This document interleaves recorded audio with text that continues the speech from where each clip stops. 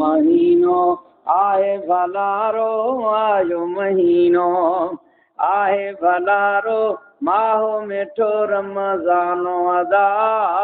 बरकत वारो रहमत वारो आहे मिठो मेहमानो अदा बरकत वारो रहमत वारो आहे मिठो मेहमानो अदा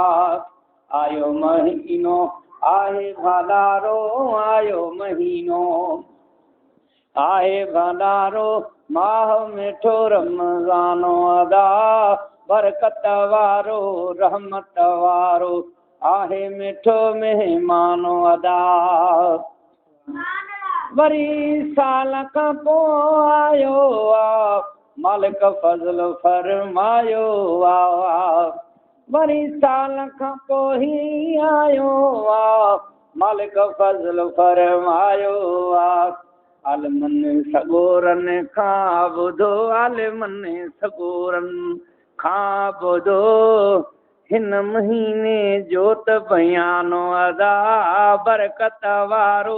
रहमत वारो आहे मिठो मेहमानो अदा आयो महीनो आहे भलारो आयो महीनो आहे भलारो माहो मिठो रमज़ानो अदा बरकत वारो रहमत वारो आहे मिठो मेहमानो अदा बरकत वारो रहमत वारो आहे मिठो मेहमानो अदा हियो रमज़ान महीनो प्यारो सभिनि महीननि खां आहे नियारो हियो रमज़ान महीनो प्यारो सभिनि महीननि खां आहे नियारो सभिनि महीननि खां आहे नियारो जंहिंमें आहे नाज़ुल कयो जंहिंमें आहे नाज़ुल कयो हा जंहिंमें आहे नाज़ुल कयो मालिक मिठड़ो पुरानो अदा बरकत वारो रहमत वारो आहे मिठो मेहमानो अदा आयो महीनो आहे भलारो माहो मिठो रमज़ानो अदा बरकत वारो रहमत वारो आहे मिठो मेहमानो अदा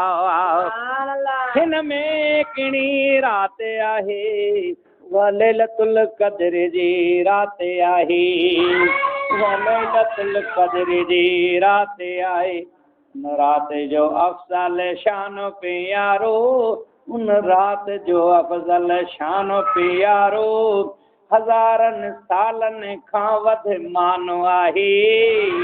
बरकत वारो रहमत वारो आहे मिठो मेहमानो अदा उन राति जो अफ़ज़ल शान प्यारो उन राति जो अफ़ज़ल शान प्यारो हज़ारनि सालनि खां वधि मानो अदा बरकत वारो रहमत वारो आहे मिठो मेहमानो अदा मालिक मिठो कंदो फज़ल इलाही माह जे सदके थींदी सुणाई मालिक मिठो कंदो फज़ल इलाही माह जे सदके थींदी सुणाई पार पुॼाईंदो रोज़नि सदके पार पुॼाईंदो रोज़नि सदके ऐं रहम कंदो रहमानो अदा बरकत वारो रहमत वारो आहे मिठो मेहमानो अदा बरकत वारो रहमत वारो आहे मिठो मेहमानो अदा आयो महीनो आहे भलारो माए महीनो आयो महीनो आहे भलारो माह मिठो रमज़ानो अदा बरकत वारो रहमत वारो आहे मिठो मेहमानो अदा जो बि घुरणो अथई घुर हिन महीने जेका उमेद अथई दिलि सीने जो बि घुरणो अथई घुर हिन महीने जेका उमेद अथई दिलि सीने जेका उमेद अथई दिलि सीने हिन माह जो अदब यार कंदो अदा जेको हिन माह जो अदब जेको कंदो हिन माह जो जेको अदब कंदो उनजो आला अफ़ज़ल मानो अदा बरकत वारो रहमत वारो आहे मिठो में मानो अदा बरकत वारो रहमत वारो आहे मिठो में मानो अदा क़ुरान करीम जे सदके भलाए उस्ताद बारामली थींदी सणाए